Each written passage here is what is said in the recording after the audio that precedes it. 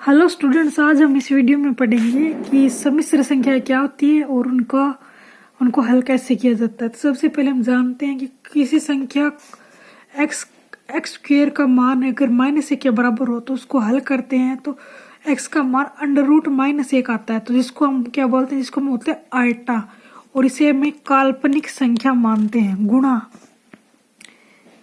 ये सभी नियम जो वास्तविक संख्याओं पर लागू होते हैं, लगभग सभी नियम काल्पनिक संख्याओं पर भी वैसे के वैसे ही लागू होते हैं।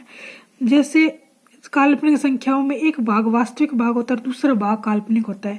जो बिना आयोटा के जो भाग होता है उसको वास्तविक भाग कहते हैं और आयोटा सहित भाग को काल्पनिक भाग कहते हैं। समान, अब देखो दो सम्मिश्र संख्याएं यदि समान है तो उनके काल्पनिक भाग आपस में समान होंगे और वास्तविक भाग भी आपस में क्या होंगे, समान होंगे। काल्पनिक भाग इसमें a है, इस संख्या का काल्पनिक भाग ये वाला है आयटा b, इसका काल्पनिक आयटा d, इसका वास्तविक भाग जो रियल पार्ट है वो है a और इसका रियल पार्ट है b। a बराबर b और b इक्वल टू d। ये थोड़ा मिसप्रिंट हो गया क्योंकि यहाँ पे b की जगह c आना चाहिए था। अब इसमें a बराबर b और c बराबर d होगा, ठीक है।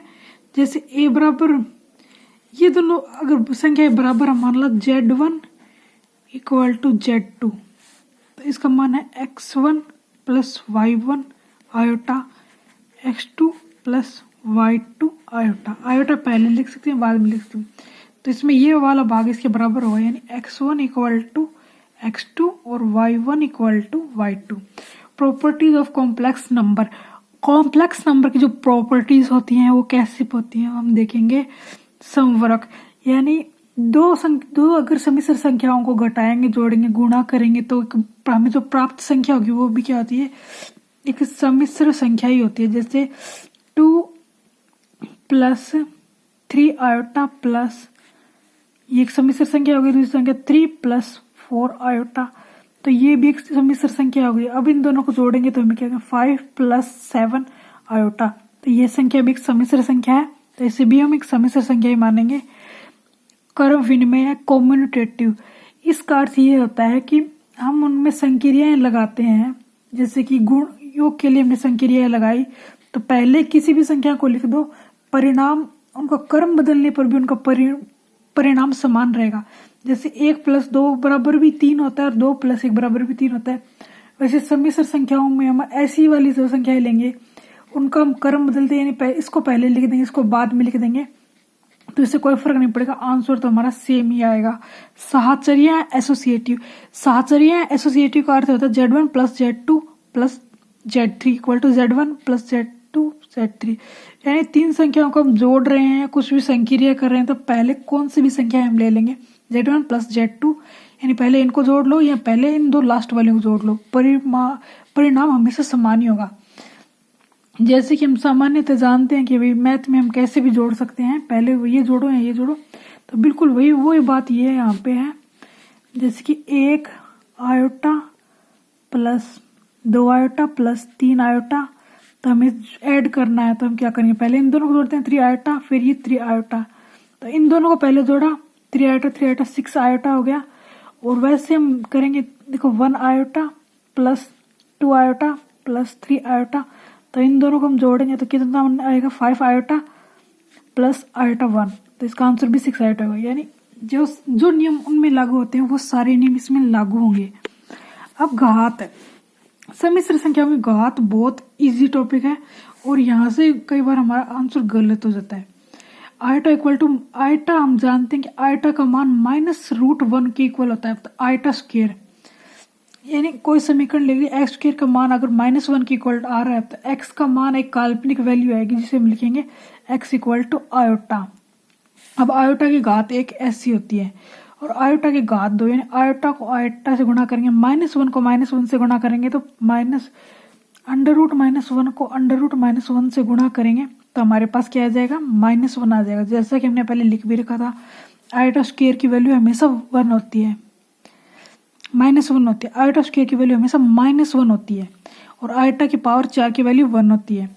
आयोटा की घात के 4 के गुणज के रूप में, यानी 8, 12, 16, जिसमें 4 का डिवाइड जाता हो तो उन सभी की वैल्यू हम क्या लिख सकते हैं, 1 लिख सकते हैं। अब आयोटा की पावर 5 अगर हमें क्वेश्चन में कहीं पे दिया गया हो तो हम क्या करेंगे, हम आयोटा की घात 4 को एक तरफ करके और एक आयोटा को अलग से लिख लेंगे।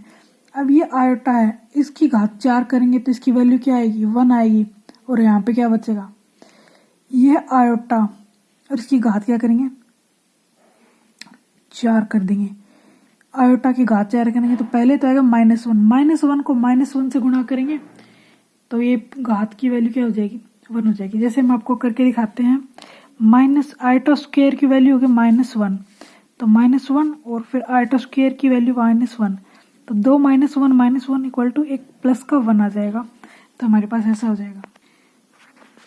अब हम देखते हैं कि आयोटा की पावर 6 की वैल्यू को हम कैसे हल करेंगे। तो आयोटा की पावर 6 है तो हम वही 4 वाला रूल लगाएंगे, यानी आयोटा की 4 घात को अलग कर लेंगे, बची हुई घातों को अलग कर लेंगे। तो आयोटा की घात 4, इसकी वैल्यू हो जाएगी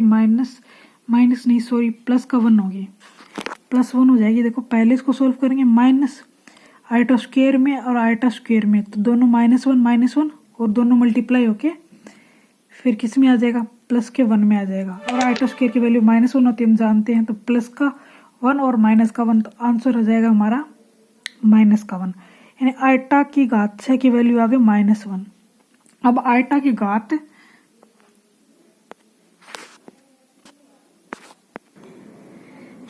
इसी प्रकार हम इस क्वेश्चन को अच्छे से सोल्व करेंगे। जैसे कि आयोटा की घात हमारे पास 7 आ गई, तो आयोटा की घात 4 अलग निकालेंगे, आयोटा की घात 3 अलग निकल गई, तो आयोटा की घात 4 की वैल्यू क्या कितनी आ जाएगी, 1 हो जाएगी। आयोटा की घात 3 बच गई। तो आयोटा स्क्वायर का मान हमें पता है कि -1 होता है, तो इसकी जगह -1 लिख देंगे और फिर एक आयोटा बच जाएगा, यानी हमारे पास जो फाइनल आंसर हो जाएगा, 1 को -1 से गुणा करेंगे, फिर उसी को आयोटा से गुणा करेंगे, आंसर आ जाएगा माइनस का आयोटा, यानी आयोटा की घात 7 की वैल्यू हमारे पास आ गई माइनस आयोटा। इसी प्रकार आयोटा का जो गुणा भाग है वो ठीक इसी प्रकार होते हैं।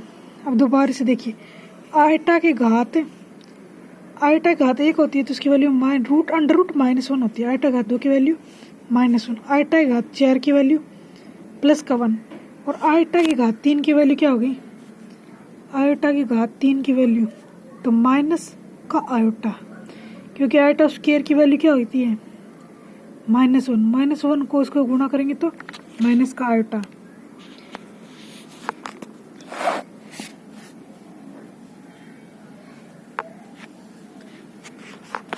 अब मोस्ट इम्पोर्टेंट थिंग है आर्गेंट तल या आर्जेंट तल। आर्जेंट भी बोलते हैं और आर्गेंट तल भी बोलते हैं। ध्रुवीय निरूपण, सम्मिश्र संख्याओं को ध्रुवीय रूप में कैसे लिखते हैं वो हम इसमें जानेंगे, तो ये चीज़ आपके काम की नहीं है। अब आप देखेंगे, ये कोई संख्या है, तो मानो कि कोई संख्या इस प्रकार है कि 0 + 3 आयोटा, x की वैल्यू 0 हो गई, y की वैल्यू 3 हो गई, तो उस संख्या को यहाँ पे लिख देंगे 0 + 3 की स्क्वायर और उसका अंडर रूट निकालेंगे, 1 + 2 की स्क्वायर √3। इसी प्रकार ये हमारे पास उसका ध्रुवीय निरूपण आ गया। ये वैल्यू किसकी आ जाएगी, ये वैल्यू आ जाएगी r की। अब हम देखेंगे कि इसको कैसे हल करते हैं। हमारे पास एक क्वेश्चन है, 1 + √3 आयोटा, तो इन दोनों को स्क्वायर करके हम r की वैल्यू निकालेंगे, 1 + √3 का स्क्वायर और इसका अंडर रूट, यानी ये वैल्यू कितनी आ जाएगी, 4 का √2।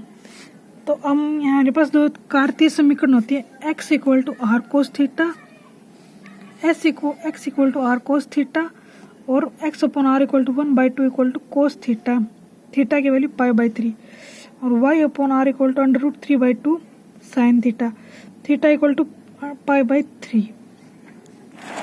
तो हमारे पास ये वैल्यू आ गई। कोस का मान 1/2 किस वैल्यू पे होता है, π/3 पे होता है। साइन का मान √3/2 किस पे होता है, π/3 पे होता है। Example number 8। अब ये बहुत ही आसान क्वेश्चन है, हमें ऐसी संख्या दे रखी है। सबसे पहले तो नीचे वाला आयोटा गायब करेंगे, तो 1 - आयोटा वाली संख्या से गुणा कर देंगे तो इसके अपॉन में 4 आ जाएगा, और उसको 16 से डिवाइड करेंगे तो 4 ही बचेगा, यानी 16 में 4 का भाग देंगे तो 4 बचेगा, और -4 को इसके अंदर गुणा कर देंगे, -4 + 4 √3 आएगा। अब हम इसमें क्या करेंगे, x